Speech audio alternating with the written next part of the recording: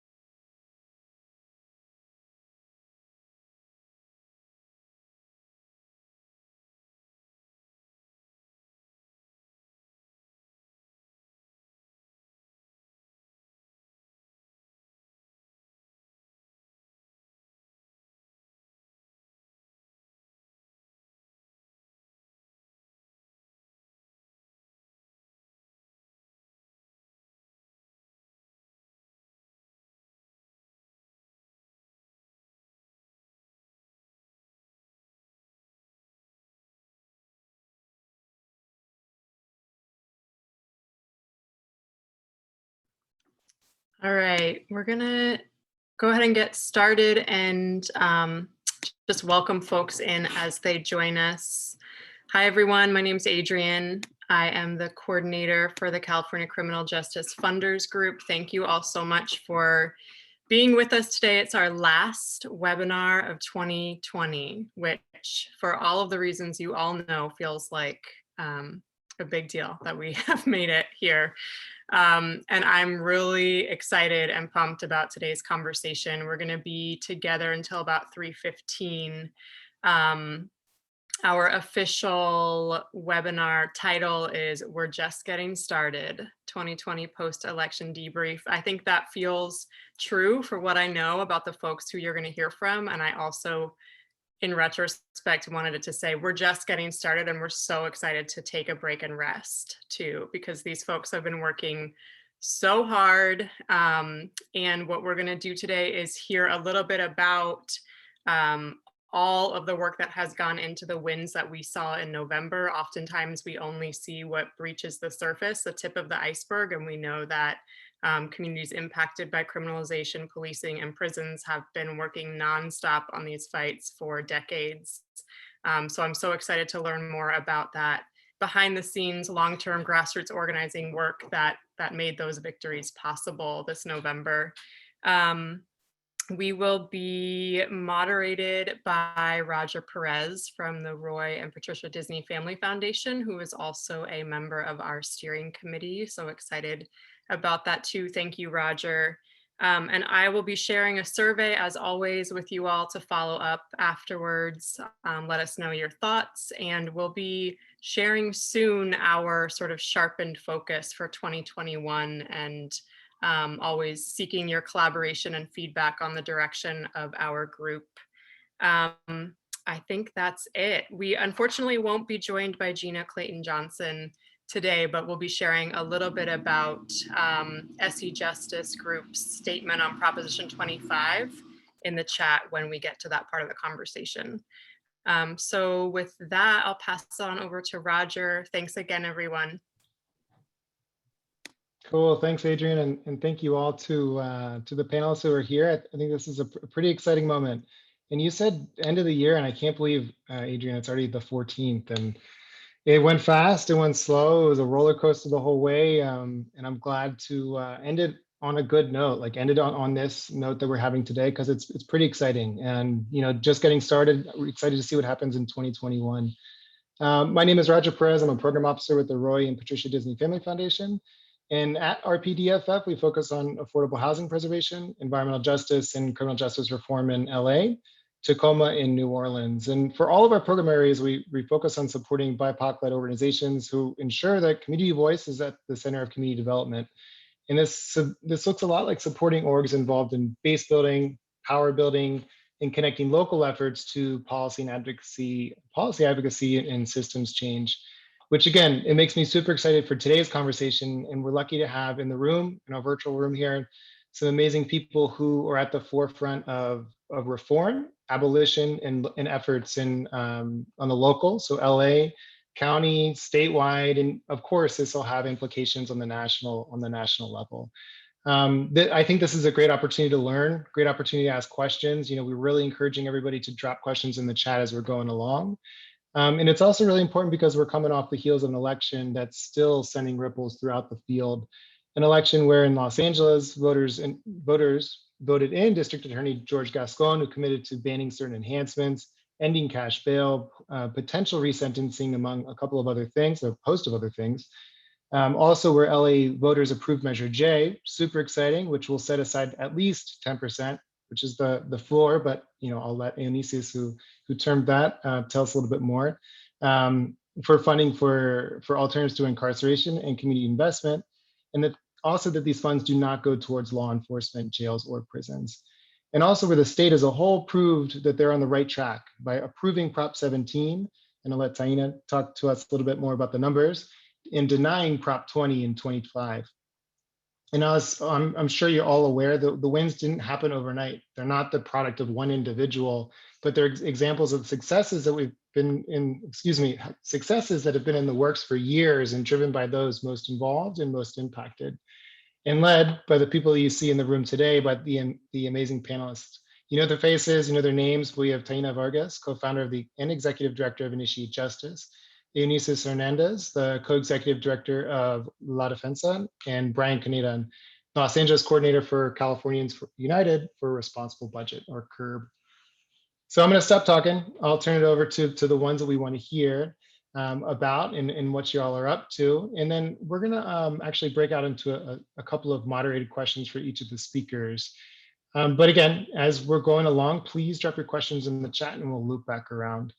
Taina, before I switch to those moderated questions, it'd be nice just to hear quick snapshot of who you are, what you're up to, and where you're located. Yeah, absolutely. So thanks, Roger, and thanks for having me on today. Super excited to be part of this esteemed group of panelists.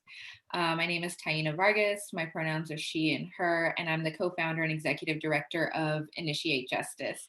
What we work to do is to end mass incarceration by activating the political power of people in prison, formerly incarcerated people, and people with incarcerated loved ones. We currently have about 35,000 currently incarcerated members. So about 1 in 3 people in California State Prison is a member of Initiate Justice. We have about 150 inside organizers, folks inside who are being trained up in organizing and advocacy work, and have graduated 5 cohorts of our Institute of Impacted Leaders, which are for advocacy and organizing training for formerly incarcerated people and people with incarcerated loved ones. So what we aim to do is to pass laws to bring people home from prison and continue to grow this power by investing in the leadership development of folks who are the experts of our own experiences. I am based here in Los Angeles, but Initiate Justice is a statewide organization. And I will pass it to Brian. Thank you so much, Taina. I too am so flattered to be in this wonderful group of people. My name is Brian Caneda, and I'm the LA coordinator for CURB, Californians United for a Responsible Budget. Our mission is to reduce the number of people in prisons and jails, reduce the number of prisons and jails in the state, and shift wasteful spending away from incarceration and toward the things that actually keep us safe, like housing, healthcare, good jobs, and education. We believe in care, not cages. I'm the LA coordinator of CURB, so I live in Los Angeles. I'll be transitioning into a role as deputy director of our statewide organization at the end of this year.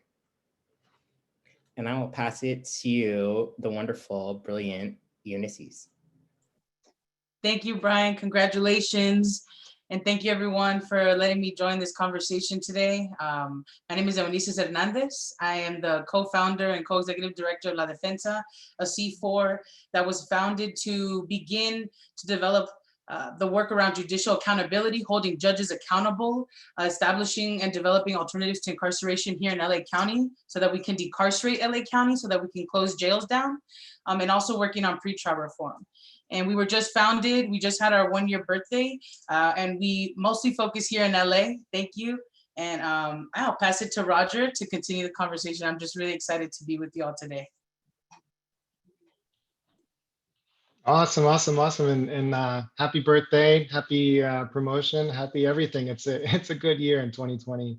So Taina, if it's okay with you, Prop 17, you are the one there, and all your members, and let's start off by talking about something that you've been deeply involved in with quite some time, and Prop 17 opened the possibility for those on parole to vote. And while I was brushing up, checking out Ballotpedia, I came across your name, of course, and I think it sums it up really nicely. Your quote there of it being, the removal of the right to vote is not based in an interest in public safety. Rather, it's rooted in a punitive justice belief system that intentionally attempts to rob marginalized people of their political power.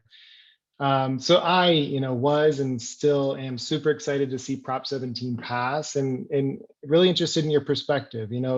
Tell us a little bit about the process. First, why is it important? Where did it come from, this idea, and what did it take to get from square one to where we are today?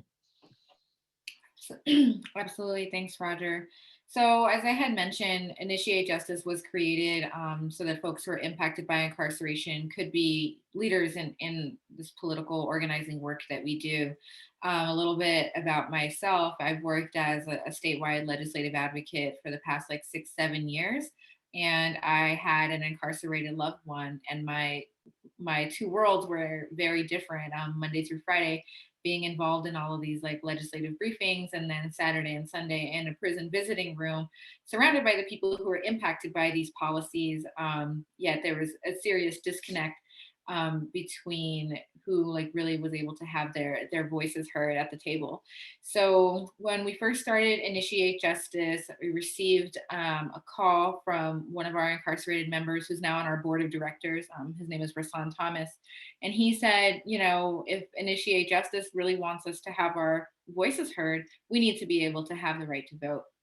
So that was in early 2017, and we launched a signature collection campaign to try and qualify an initiative that would have restored voting rights to not only formerly incarcerated people, but currently incarcerated people as well, to end all felony disenfranchisement in the state. We didn't get the amount of signatures that we needed. However, we did get the attention of the legislature. So shortly after that, Assembly Member McCarty reached out to us and said, let's get this on the ballot through a legislative referral. And that became ACA 6, which required a 2/3 majority to clear the legislature in both houses. But ultimately what ACA 6 did was place Prop 17 on the ballot, which restored the right to vote to all people on parole in California. So what that means now is that as of the day after the election, all people, once they are released from state custody, automatically have their right to vote restored. So California is now the 19th state in the country where there are no restrictions on voting once you are released from state prison. And the reason that it's so important for building power is, several reasons, right? If the right to vote wasn't important, then there wouldn't have been so many historic attempts made by wealthy white men in history to prevent different marginalized groups from having our voices heard. I think even watching this most recent election where we saw, incoming President Joe Biden win by such small margins in different counties, we can see how important it is that people who are closest to the problem are showing up and having their voices heard at the polls. But there's many other reasons as well. When you have your right to vote restored, you can also run for office. So this means that, people who are on parole can now run for elected office in California. You also need to be a registered voter to be able to sign petitions to qualify initiatives for the ballot. So folks, we have now more than 50,000 folks who will be able to do that. And when we're thinking about the future, what other things, this panel is called We're Just Getting Started. When we start to think about what we want to pass in the future, like repealing the 3 strikes law, and things like that, now everybody who is formerly incarcerated in the state will be able to sign their name on a petition and say, this is something that I would like the opportunity to vote on. I firmly believe that the only reason that any system of oppression can exist is because it makes the folks impacted by it feel that we're powerless. Specifically the mass incarceration system, folks inside and their loved ones are really in a place of fear, where our lives are literally on the line. So the passage of Prop 17 was historic, and it was just really one of the many pillars that need to fall for us to be able to bring this system down. And another thing I'll say about the campaign is that it truly was a grassroots led campaign. It was led by formerly incarcerated people like me who have incarcerated loved ones. We didn't raise a lot of money. We got enough to get it done, but we did it with a relatively small budget. But then we ended up passing with more yes votes than any other proposition on the California state ballot. And I firmly believe that we were able to have such a decisive victory because we've been laying the foundation, because we've been mobilizing the folks who are most directly impacted by these issues. So I'm just really grateful for everyone who has supported not just Initiate Justice, but all the coalition members who were supportive of the Prop 17 campaign, including Curb, who was a co-sponsor of ACA 6. And I think that this just really goes to show that when you invest in people, when you see us as part of the solution, we can have really big, exciting wins. And I can't see what we can do next.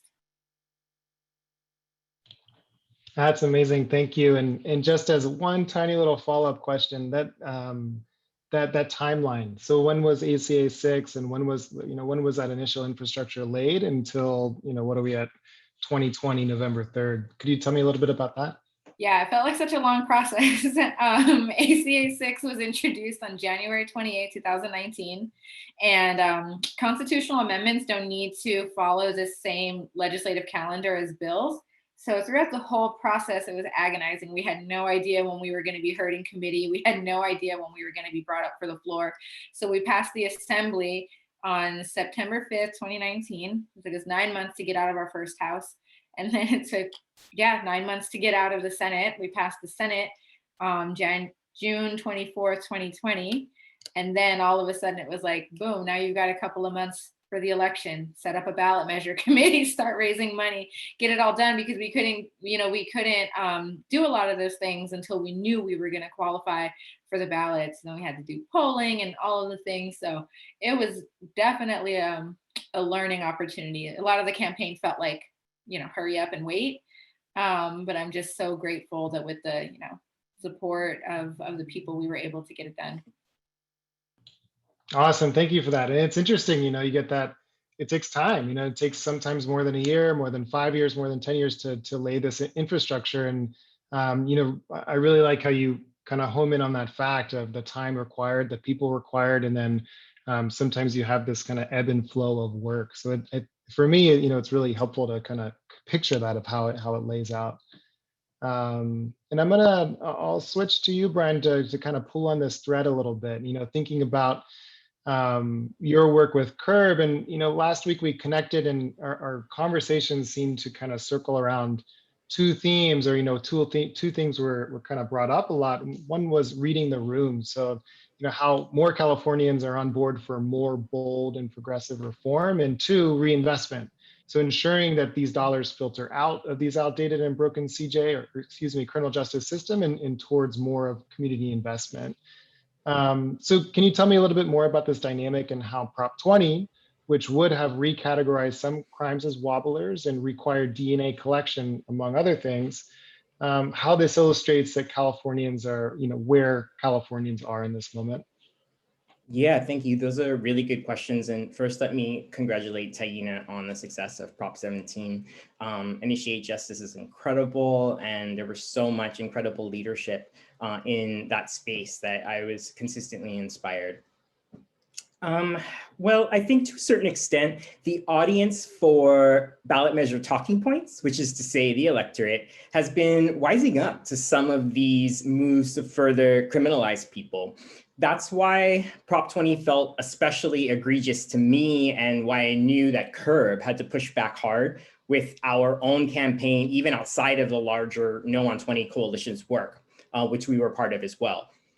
Prop 20's specific intent was to roll back some of the most significant criminal legal reforms of the past decade, many of which were voted into law by the people of California, such as Prop 47 and 57. Now, those reforms are flawed in their own way insofar as they didn't go far enough, but they have moved us inches closer to justice by making freedom more possible for thousands of people.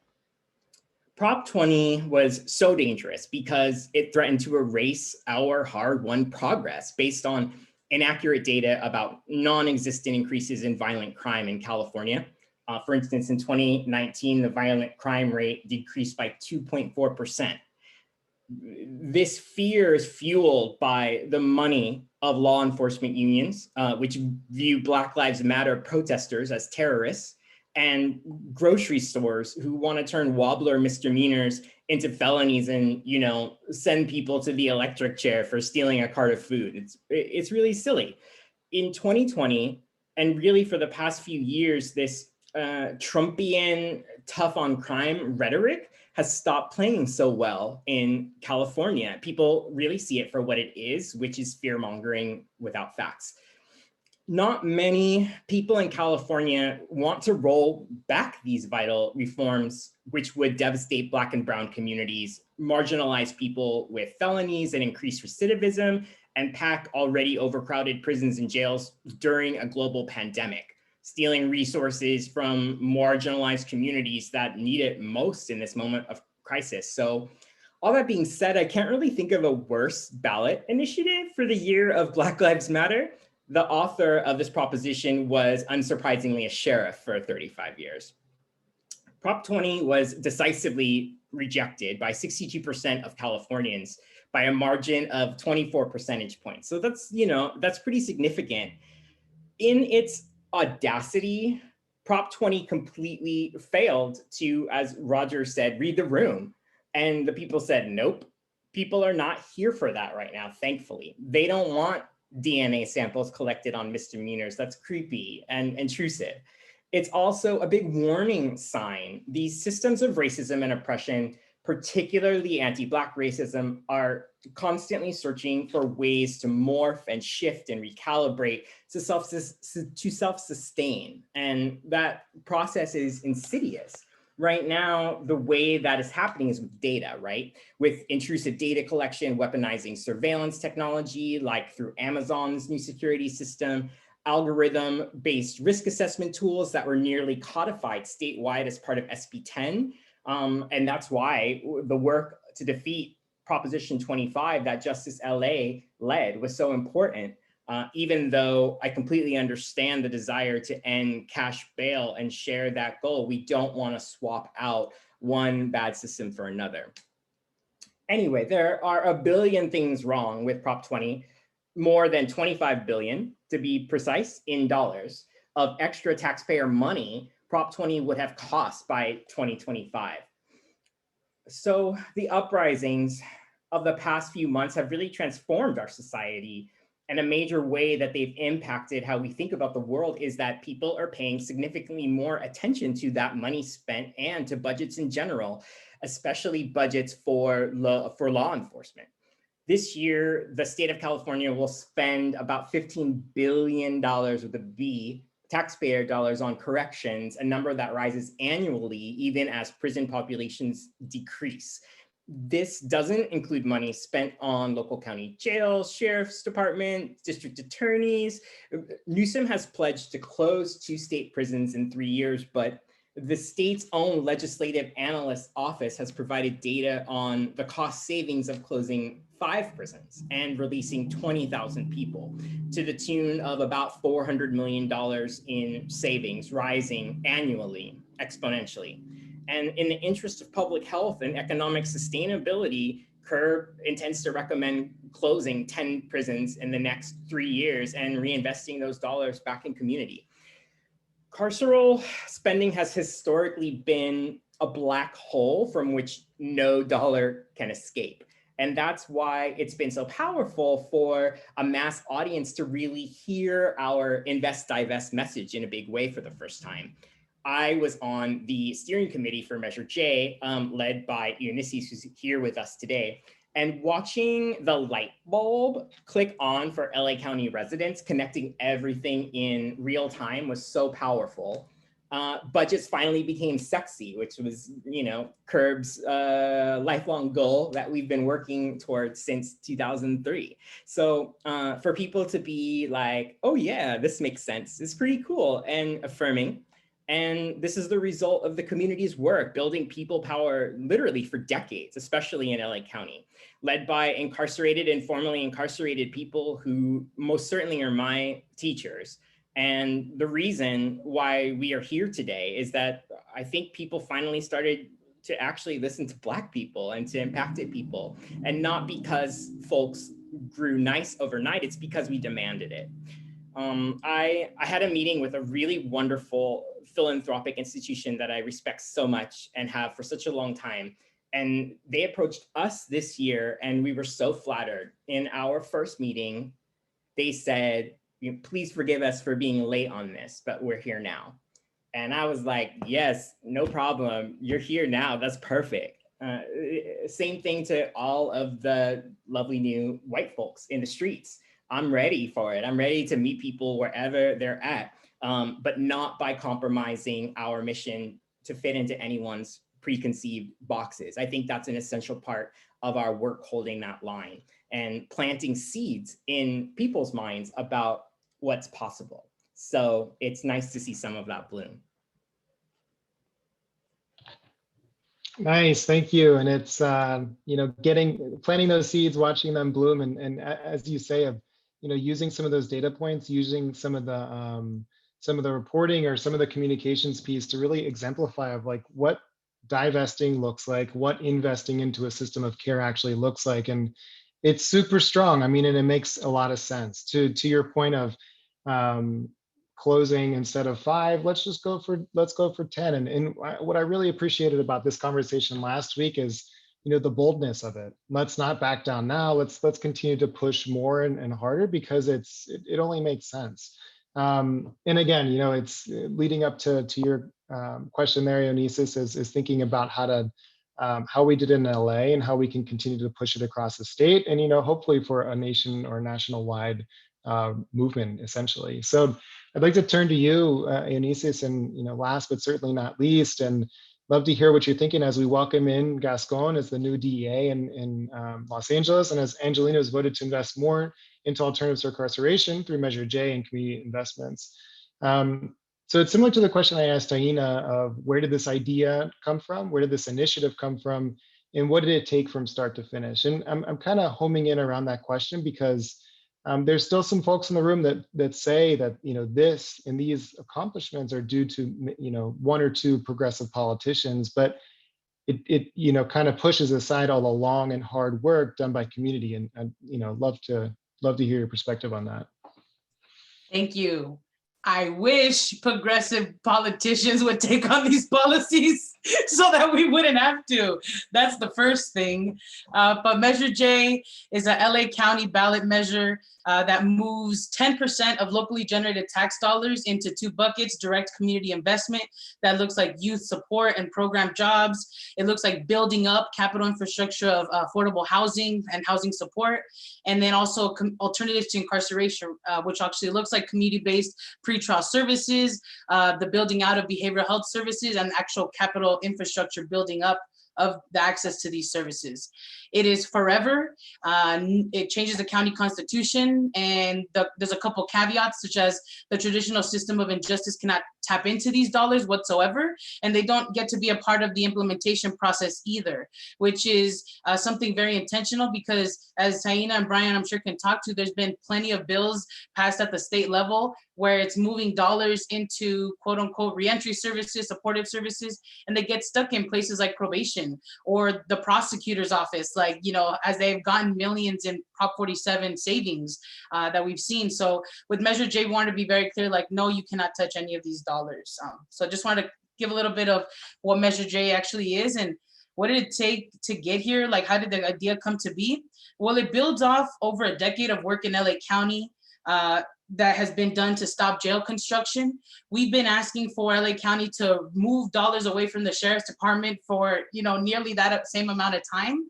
But it also builds off the work done by Black Lives Matter here in LA, where they have been calling for, asking for the full pie, which is defund the police, and them helping create a political landscape that we're in. It also builds off of, what we've seen, which has felt like weekly videos of people getting murdered by police, state-sanctioned violence. George Floyd, Breonna Taylor, Andres Guardado, Kenneth Ross Jr., all these folks, their deaths created and the people who marched for their lives create a political landscape where we didn't have to keep asking for just pieces of the pie. We were at a point where we needed to demand, like Brian said, the whole thing, all the policy that we dream of. Like, this is a political moment to do that. And so that's where Measure J was born out of. The language that was pulled to create Measure J came out of all the budget work that folks like CURB, Justice LA, La Defensa have been doing in LA County for years now, around really IDing, like, look, you're giving $2 million to the DA's office to prosecute parents because their kids can't get to school. Why don't you shift that money? And so that is what we have, detailed as a Care First budget, which is what we've been pushing to move dollars away. But so the polling of the language of Measure J builds off of that. And that's where it came from the grassroots, from community, from the folks who have been impacted, being at the table, getting to write the actual measured language. That's where it was born out of. And then it was presented to the Board of Supervisors. And we had a leader who really understood where we were trying to go with this. That was Supervisor Sheila Kuehl, who took the dive and saying, I'm going to author this. But that wasn't an easy process, right? Like, I wish they would have been like, yes, let's put millions of dollars in these things. But because they haven't, we had to put Measure J together and really push for these dollars. So that's where Measure J was born out of. I could talk a little bit of timeline real quick, if that's okay, because I think it's really important. A lot of these propositions have had, months in advance to plan, even over a year or years, right? With Measure J, literally our deadline to put this on the ballot, or that the Board of Supervisors had to vote it in, was August 4th. That was the last day. So that's the last day that they voted on it, and that's when we got it on the ballot. But that means our campaign, essentially, we started conversations in July, drafted that language and presented to the board so that they voted in August. And then from there, the ballots at homes, as you all know, started coming in the first week of October. So that was our campaign timeline, August 4th, essentially to the first week of October, and again to November 3rd. But we had to really figure out how to, door knocking, right? Like, that's traditional campaigns. Like, we had to really figure out how to do this campaign without being able to touch upon people's doors, knocking and talking with them. And I think that's something that I could talk about later if you like, but I think that was super critical to us, getting over 2 million LA County voters to support this measure, because we beat the police. That's the biggest thing I think that came out of this, is that we beat the over $3.5 million that they put against us, and the weeks of commercials that they bought. But yeah, it was an incredible campaign. I'm gonna keep that one. Beat the police. It's gonna stick into my brain. The common theme amongst all of y'all and hearing about what the amazing work you're doing, at least for me, what I'm hearing right now is, ensuring that, thinking that these have a timeline, thinking that these things may take more than a month and 5 months, whatever it may be, ensuring that infrastructure is there, that the ducks are in a row, that you're able to move quickly to take advantage of an opportunity to put up Prop 17 or take down 25 or to look for Measure J. And that to me is super important, having that flexibility and having that kind of organizational insight or sight to take advantage of those opportunities. But before you go, Inesis, I know that you also, through Justice LA and through La Defensa, were involved in thinking about Prop 25. And there's a question that popped up in the chat, and I'll open it up to Brian, Taina as well, is thinking about that. Similar to the misattribution of J and to Measure J and Gascon to one individual, there's now this kind of weird misattribution happening between the bail industry and 25. Can you pull that apart for us and talk to us a little about 25 and clear up some of that confusion? Sure. Thank you for that question. And I didn't speak about Gascon, and I should have, but everything that happened in LA County was something that folks have been working on for many years, right? Like BLM outside of Jackie Lacey's office weekly, every single Wednesday.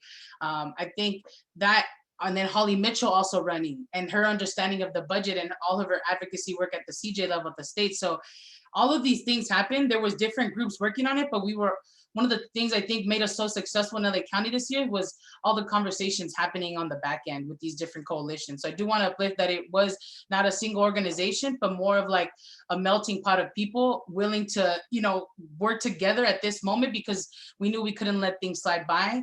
If we wanted to live in LA County that we dream about, right? Like we're gonna have to make some relationships and build, and so that's what we did, and I think that's why we're successful in LA. But Prop 25, for folks that don't know, Justice LA stopped LA County's $3.5 billion jail plan. They wanted to build a women's jail, Lancaster, a mental health jail for people with behavioral health needs in downtown LA. And we have the largest pretrial population in the entire country, with over 6,500 people there because of the way that the current pretrial system exists. Many of them cannot pay to get out. And there's a pilot, when SB 10 passed, in the beginning, community was heavily involved. Towards the end of that process, community was cut out of what SB 10 really turned into. And so it was a bill that was completely opposite of what folks had been advocating for in the beginning. What folks have to understand is that SB 10 would have expanded, and these are the issues that we had with it.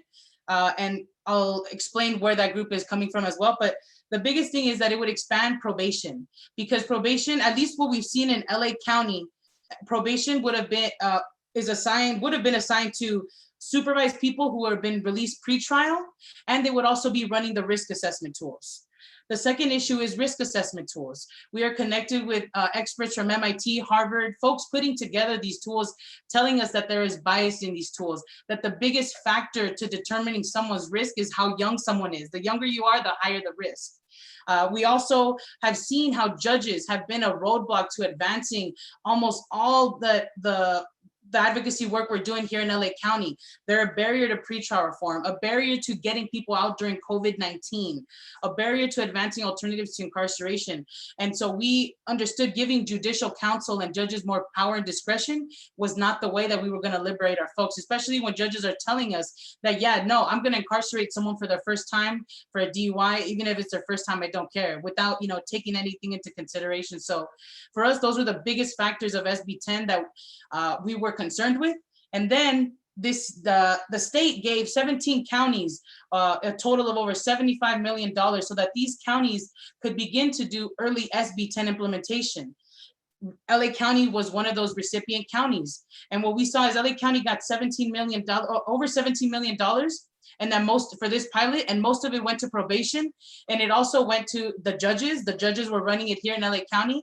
And just after a few months, because it started earlier this year during COVID in March, even though the judges were telling us this is going to help us release more people, we've seen that during this pilot, incarceration rates are higher, and that Black women in particular are the ones that are getting incarcerated pre-trial during this pilot than any other group and remanded. They're only 8% of our county population, but 75% of the people remanded during this pilot. And so when people are talking about Prop 25, it's not that we are talking because we are, well, what I've seen us compared to is leftist radicals in the media, but really it's this analysis is based on the things that are happening on the ground in LA County. We are so deeply connected with the bureaucracy. It's taken a long time, but we're getting data, we've gotten information, we know how probation works. So for us, the Committee to End Pretrial Racism was born out of that analysis, because we knew we had to do something. Nobody got money from the bail industry. This is because we knew what the results were going to be of SB 10 in LA County, because we were seeing it already. And then if it was going to happen here, it's going to happen way worse in Bakersfield, in Kern County, or Riverside, and San Bernardino, with even much more worse pretrial systems. So that's a lot to say. But there's a link that was just shared around No on Prop 25. This is a group of grassroots organizations, people directly impacted, like SC Justice, and also Initiate Justice was supporting on the side, but not, there was folks who had to be careful on how to come out, because it was a very strenuous campaign, if I could just say that. Like, it was hard. It was heavy on organizers. I feel like if I could just be candid, it fractured the CJ movement. And there's a lot of healing that has to happen, but it really comes with the things that we've seen happening on the ground with early implementation of SB 10. And there's a question about the plan. Well, that's great, because if I could just answer really quickly, and Brian, please feel free to plug in. We've been working for over a year to develop what's called PPI, Preserving the Presumption of Innocence. It's a pretrial policy platform from A to Z on what the pretrial system should look like, that is fair, that doesn't rely on risk assessments or money expanding judicial power. And so we're already having conversations with legislators about this, this measure. We're having conversations at the county level about them interested in starting a pilot, which also brings me to say that during the campaign, folks said that this would not be possible. We weren't going to be able to move pretrial reform. And here we are having these conversations. So yeah, it's Brian, please feel free to plug in. Taina, that was a very tumultuous, intense time. The less we talk about SB 10, the better. Yeah, I can't possibly add any more facts to those, to what you just spit in Ulysses. I think the only thing that I will say is, like, if you look at the whole picture, right? If you look at the decisive victory of Prop 17 and Measure J, and the way that Proposition 20 was defeated, and even the fact that Proposition 25 lost, I think that shows that the voters are are understanding very clearly what is happening. The voters are saying, you know, we need investment in community, we need to reject tough on crime policies, and we can't take these false solutions. People in the movement have been expressing concern about SB 10 from the very beginning. I remember, you know, when I was working on SB 10, like early on in the process, and when I started to see like where it was going, like initiate justice backed off, and then, you know, it was something that was driven through by the legislature, and now, as Eunice said, the community is having to clean up the mess. Now, you know, y'all are the ones who are coming up with the solutions. I'm so grateful for your intelligence and your research, and, you know, all of the hard work that you've been doing, and to really like speak out with the courage that y'all had to express an unpopular opinion.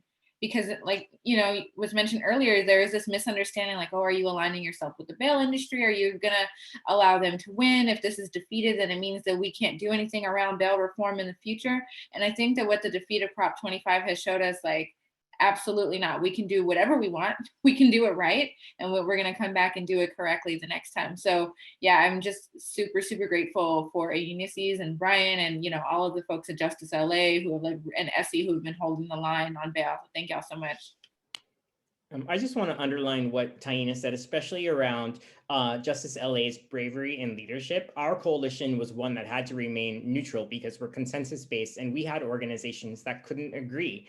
And the reality is, as Taina said, being no on 25 was not popular. And I think that a big lesson to come out of this is watching folks co-opt community success. I just spent this morning speaking to new legislators, and one thing I really wanted to underline is that No on 25 was a community success. Like, we were tracking what was happening with the proposition before Justice LA got involved, and the momentum that it had after. And anyone who is confused about the reason why Prop 25 failed really is out of touch with what was happening on the ground, because the reality is communities stopped Proposition 25 because in reality, we've been working on something better for 2 years in pretrial work groups. So people have a plan. Justice LA has a plan. Their coalition of folks working on PPI is growing every single day. And the powerful thing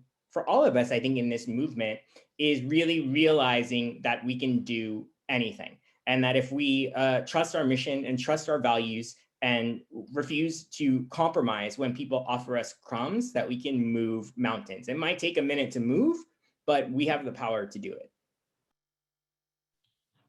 Amazing. And it reminds me of, you know, some of that conversation we had last week, of that kind of or not the dissonance, but like the conflict that we often see with either funder-led initiatives or movement-led initiatives, and what that looks like.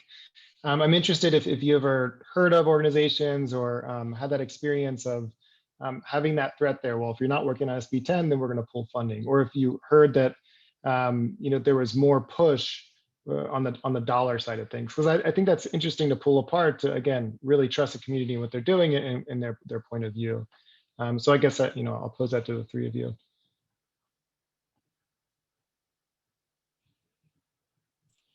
Ulysses, would you like Yeah, to take the lead here? Okay, I'll get started. You know what?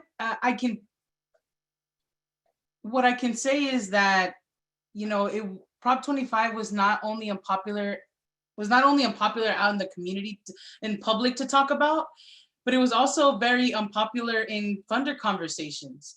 And it got very, I'm just going to use the word tumultuous again, not because a lot of folks were actually threatened with like, look, you can't come out in support of this, like you cannot endorse this because we're supporting this. And so we heard things from who are comments from people who are a part of our coalition, and that was very frightening to think about, that folks were actually saying these things on email threads, having these conversations about pulling funding from organizations because of these positions, without actually really listening to the analysis on why we were in opposition.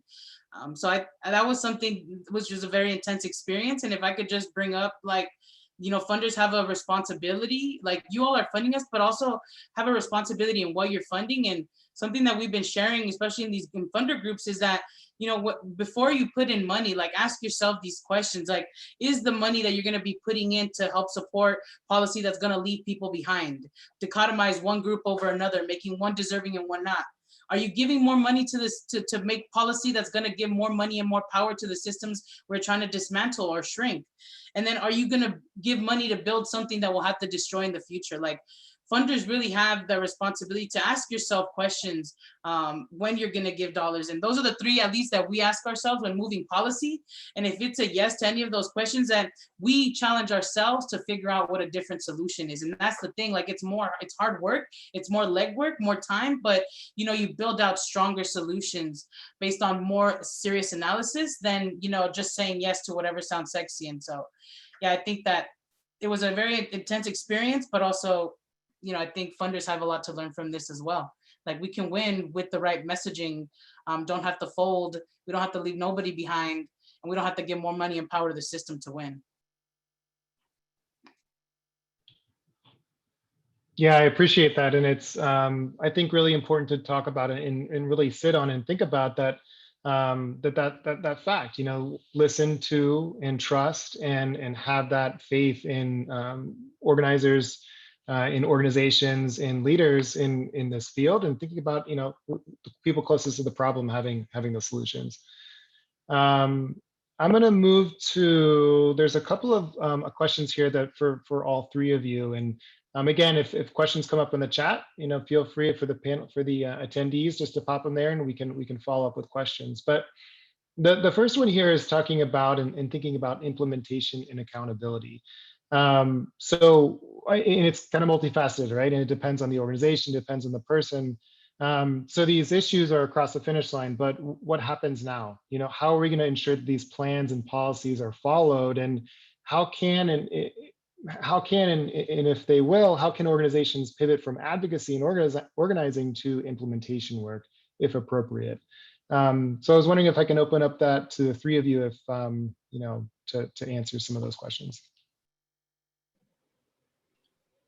Sure, I'm happy to start with Prop 17 because it seems like this is probably the simplest. Like, we're very fortunate to be working with organizations who are in direct communication with, like, the Secretary of State's office, and we're in direct contact with CDCR. So we're able to ensure that, statewide websites and everything are updated so that folks know that their rights to vote are restored immediately upon release from prison.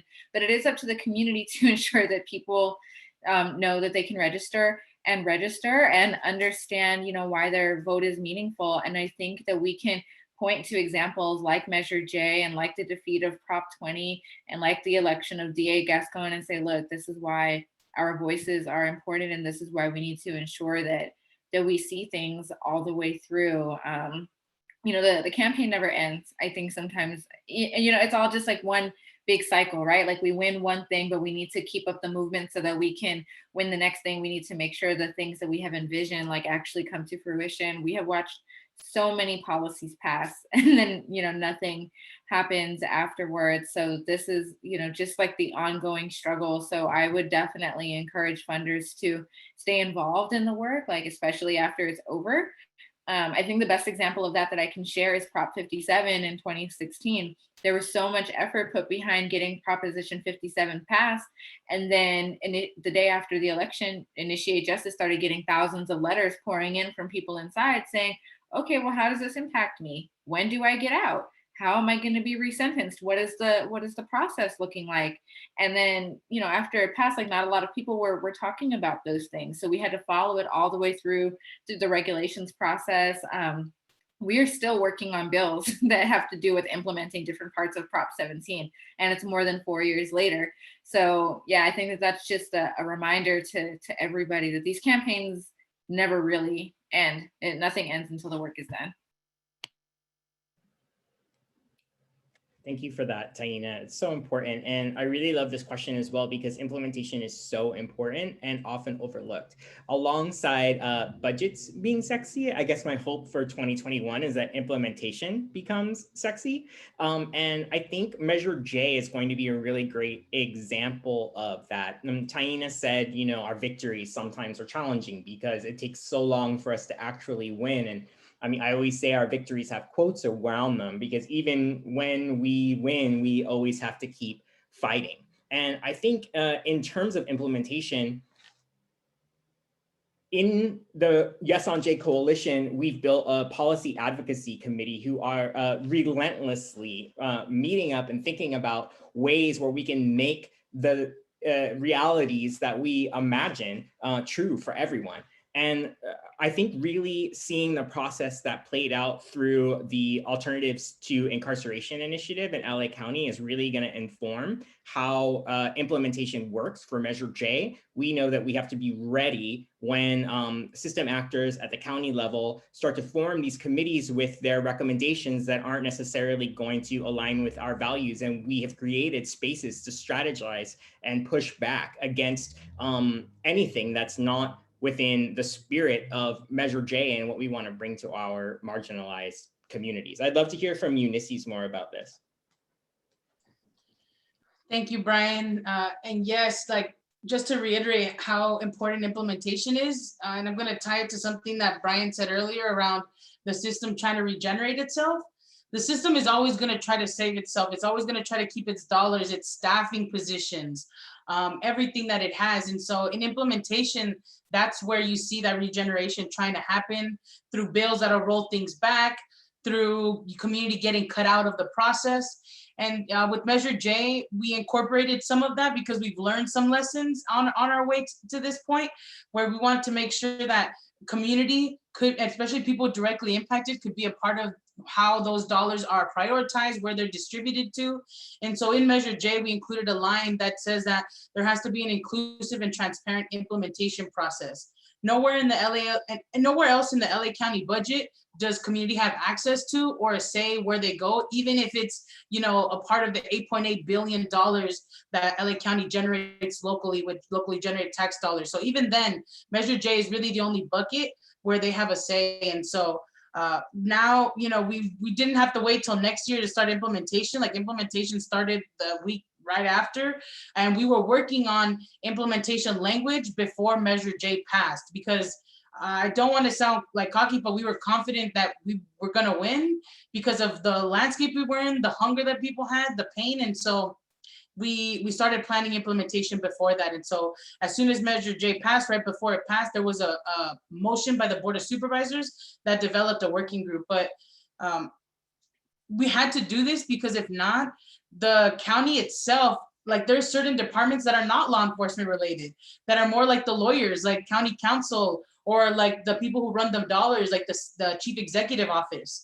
And sometimes the barriers or the regeneration happens through them instead of the traditional system of injustice. And so we had to make sure, and we saw that during the campaign where they were like, no, it's not $500 to $1 billion.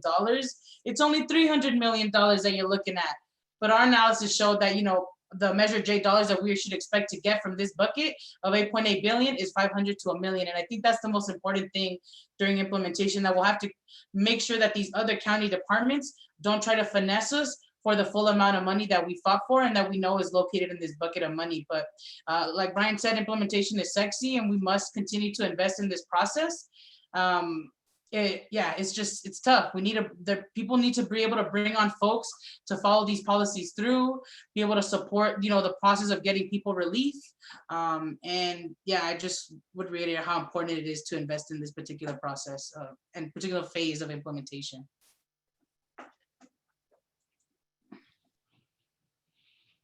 All right, cool. Thank you to all three of you. And in thinking about that and kind of unpacking what that looks like, it kind of leads me to my next question. And after this question, we'll again open it up to those in the chat in case anything's on your mind. But what's next? What is next for you all? What are you thinking about? What's top of mind? Is it continuing an implementation piece? Is it continuing accountability, or is it a new campaign? And yeah, tell us a little bit about what's up.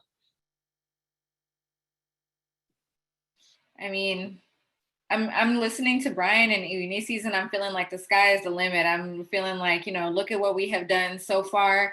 And I feel so confident with like really authentic leaders like y'all and the support of the people that we can literally do anything. But the campaign that I will personally say I'm the most excited to start working on now, and this is something I'm also partnering with Eunice's on, is we're part of the Repeal of Three Strikes Coalition. So we are aiming to get an initiative on the ballot in 2022 and do away with the California Three Strikes law once and for all. And this is a coalition that was that's created by Earlonne Woods, who is the founder of Ear Hustle, Zykia Prince, whose loved one is in prison serving time for three strikes, and several other like formerly incarcerated folks who served time on three strikes. And I think this is just going to be another example where in 2 years we're going to be having the conversation and saying like, look at what we did. We repealed three strikes, directly impacted people, led this from the ground up. Like, the time is right.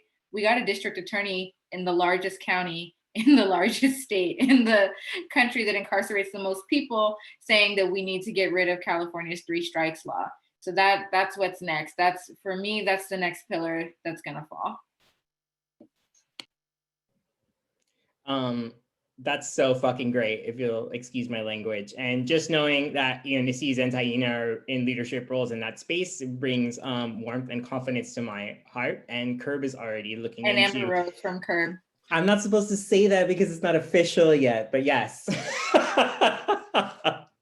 Yes, so we're very excited to be working on Three Strikes Coalition. Amber Rose is our executive director. And yeah, like the power in that space is going to be incredible. And I also just want to uplift how much femme leadership is in criminal legal reform right now, especially in Southern California. Like, it's really astounding, and the women are holding so much. And I just, it's just incredible to be in a position to be inspired and led by such like incredible human beings.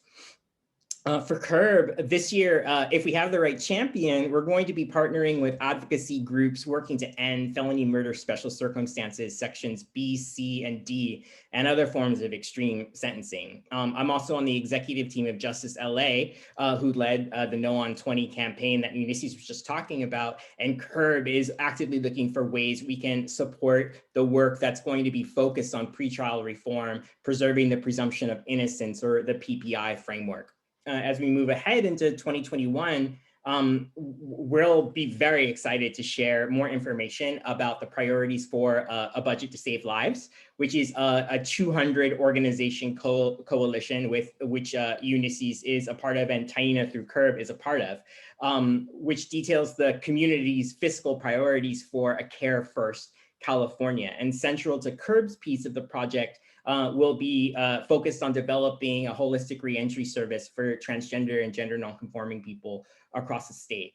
And most folks know Curb has been leading the work to close California prisons for more than a decade. The governor announced just this past year that he is open to closing 2 prisons by 2023. His own legislative analyst office, the state's own, suggested that potentially we could close 5 and release 20,000 people to the tune of saving about $400 million a year, rising exponentially.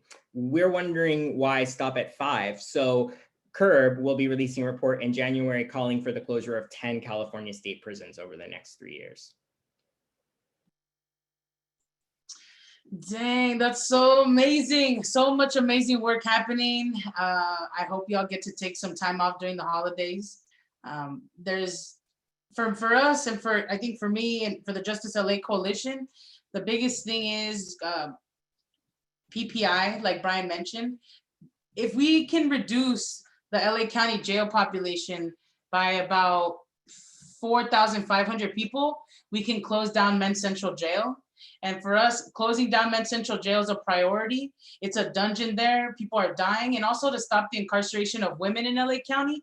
In a county of 10 million people, we only have about 1,500 women in the women's jail. We also have a transgender, gender nonconforming LGBTQ plus K6G unit in another jail.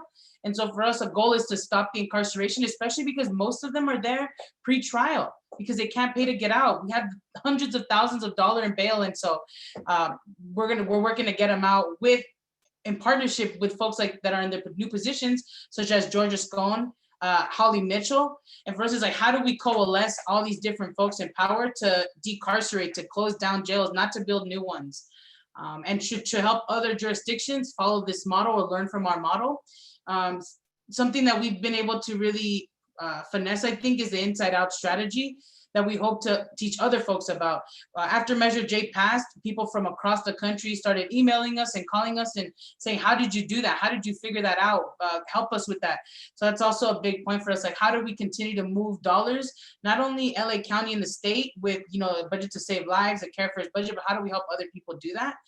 And then last thing is that locally, there are still hundreds of millions of dollars that are going to the traditional system of injustice that we're going to fight to move so that we can, get our people free here and to stop their over incarceration in LA County, particularly in our homes. So that's what we're looking forward to.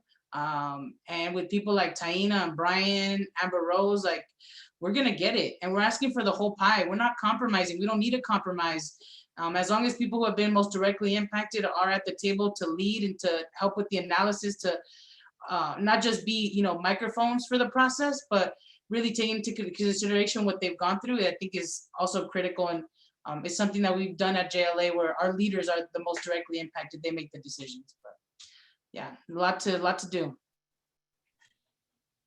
And I'm smiling ear to ear, thinking about that, thinking about what happened in 2020. Really excited for the next couple of years and watching what happens because it's inspiring. I mean, it's kind of gives me the chills. This next question is coming in from Maisha, and she's wondering about there's a big misconception, and I'll just read it here. Amongst national CJ funders at California, you're already well established and you're well funded. I was wondering if y'all could talk about why this is wrong and in which ways each of your organizations and broader coalitions still need support and how California-based funders can continue to help amplify this. Can you talk a little bit about that? And she said she loves you all, by the way. I can't say the middle part because my boss is probably on the line, but she says you're awesome. Taina, did you want to start or should I just rip? I just want to name that the work of grassroots organizers is often invisible and underfunded. Just really quickly, CURB does 10,000 different things. We organize our coalition members into work groups that fight against incarceration and for healthy communities. We hold budget advocacy workshops that educate and empower people to demand that their representatives curb prison spending and expand the social safety net. We advance legislative policy change using direct action, targeted campaigns, and raw people power. CURB has never had more than 2 staff members up until last year. So I was hired on part-time in 2019, and that was like a big deal for CURB. Our annual budget was under $200,000 just 2 years ago. So we've grown incredibly over the past year because of the consistent support of our funders and the acknowledgement of our work by new people who are coming to the table. And I just want to say thank you for people who did this for us or to other organizations. So many funders suspended reporting for 2020, and and we're happy to sit in on our workshops or talk to us on the phone to hear about our work. And so many people made additional contributions to our work, knowing how difficult 2020 would be. And as we grow, we need that support to increase our capacity. We only have, 2 hands, and hands, minds, bodies, hearts. That's what makes this work happen. And in order to do that, we need to hire people. And in order to hire people, we need consistent multi-year funding. To those folks who say that California is already well-funded, I really want to know what they mean by well-funded. California still has the death penalty. California still has LWOP. California still has 3 strikes. We still have extreme sentencing. We have the highest prison and jail population in the country. So clearly we still have plenty of work to do.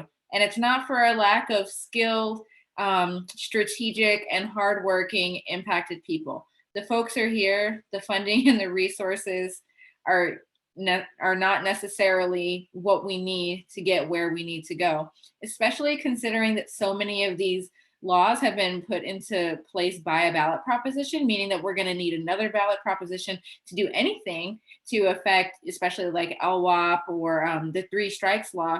We need millions and millions of dollars to move every year. So it might be true that we have enough funding here and there to, get through and win a couple of campaigns each year to address some low-hanging fruit. But while these extreme, policy injustices are still in place, we need more money. We need more resources to be able to move the big changes. And I just cannot get over, Eunice's called me in July to say, hey, we're trying to get this this proposition on the ballot in November. It needs to pass the Board of Supervisors in 2 weeks. I was like, how are they going to do this? And it was just the power of the people, and the cops came out against it with all the funding and all of the resources. So look at what folks are able to do just with grassroots support and with the small amount of funding that we're getting right now. So for those folks who are saying California is already good, say imagine if y'all would let California be great. 100%. Just to add that we still have Measure J campaign debt. Anybody who is welcome to support that effort. Thank you. But yes, no, I think that question that Taina poses is one that funders should ask themselves, because yes, we're doing the work, but the work looks like 18-hour days. It looks like having to rely on tons of volunteers without people getting paid in a time where evictions are on the rise and there's a wave coming and people are struggling, but we have had more volunteers at any moment in time, but we can't pay people. And that's the thing, a lot of folks who are leading these organizations, like Brian mentioned, it's been 1 or 2 people working at the helm of this, and that's what we're seeing on the ground. It's a lot of small organizations really doing a lot of the legwork, connecting with the people. But it's not easy, and it's what we saw this year at least was not only was COVID impactful, but also other health ailments and even mental health.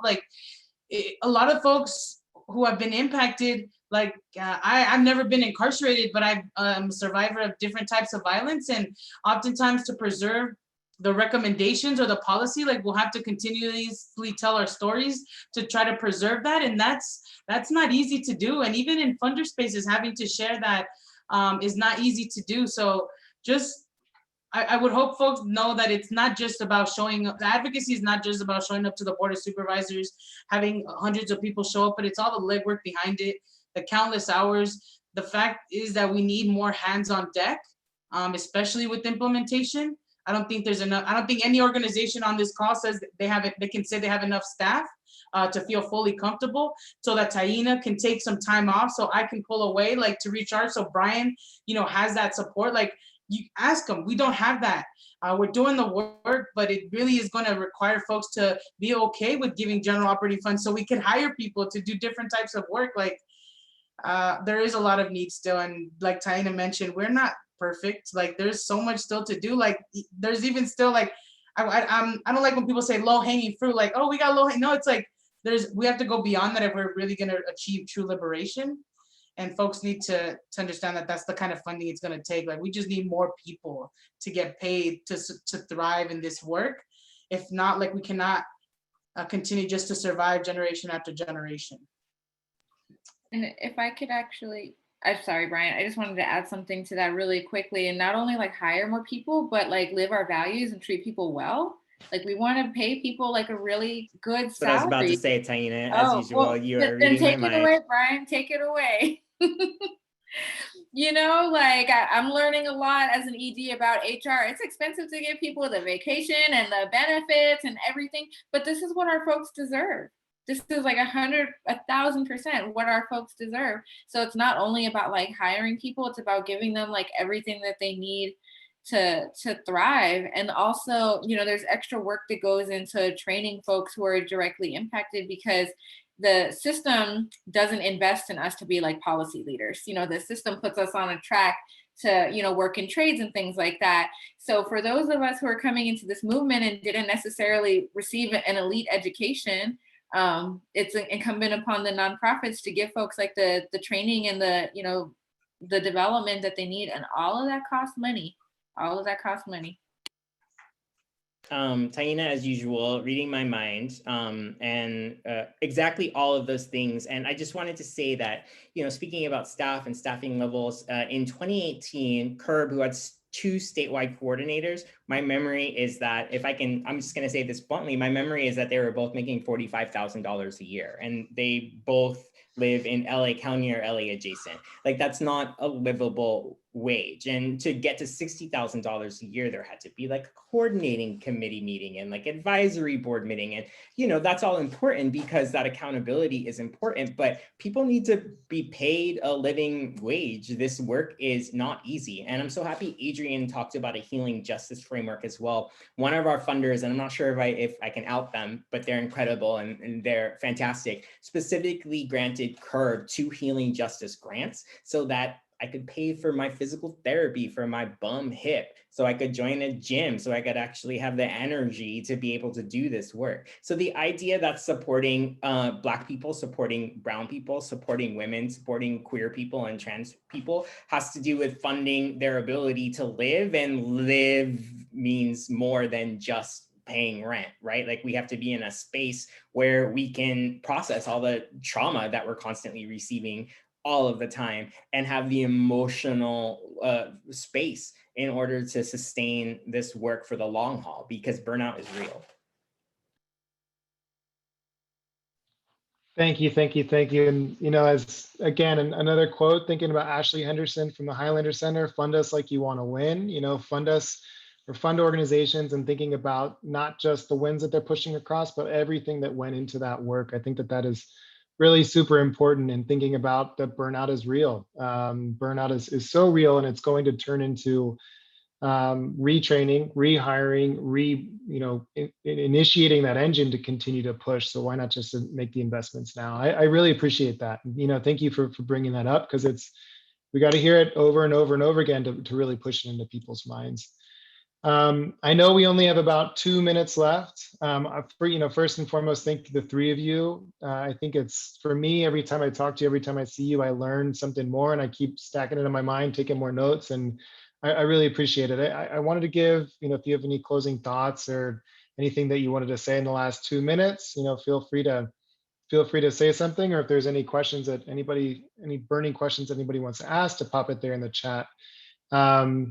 But yeah, Adrian, I think we're good. Or I guess the final logistics for this is, yes, everything's going to be recorded and sent out, and follow up. You got 3 really great people on the call right now, so send them an email, give them a call. Aeneas, I see you put yourself off mute there. Oh, and take a survey, which is in the link in the chat box. Just wanted to add the last piece that I feel like folks need to remember is that don't get comfortable. You know, we have a new administration in LA County. We have new leadership, new faces, friendly faces, but we cannot get comfortable, right? We saw that during the time where we had people who were friendly, we weren't able to accomplish as much as we've been able to accomplish, because things had different lenses. And so that's what I would just hope that everybody, can take with them into 2021. Do not get comfortable, even if the leadership is friendly. Like, we have to keep fighting for as much as possible, because they will finesse us. That's what we've seen over and over and over again. So just be on the lookout and do not get comfortable. Yeah, I agree with that 100%. And I want to both thank, I know that there's funders who are watching right now who are already like living out these values and being like super supportive. So, thanks to y'all. And, for folks, if you're not already funding in these spaces, or, maybe you feel like you have the ability to give some more, like, please go ahead and do that. Like, where, folks like Eunice's and Brian, like, we've got a demonstrated track record of success. We are, working in community with folks who have the lived experiences and are the experts of our experiences. So please continue to trust us and support this work. We're all dedicated to this, like, because our lives depend on it, and we will do this for as long as we are able to. Thanks so much for that, Taina. And thank you to Roger and Adrian and Crystal and everyone at CCJFG and everyone for coming out and listening to us today talk about this work, which is, the most important moral issue of our time and requires everybody's attention. Awesome. Thank you all so much. Enjoy the rest of this Monday afternoon, evening, whatever it may be, wherever time zone you're coming in from. And that's it. Have a good one. And again, we'll send out the recording, and please fill out the survey that Adrian put up in the chat. Thank you, everyone.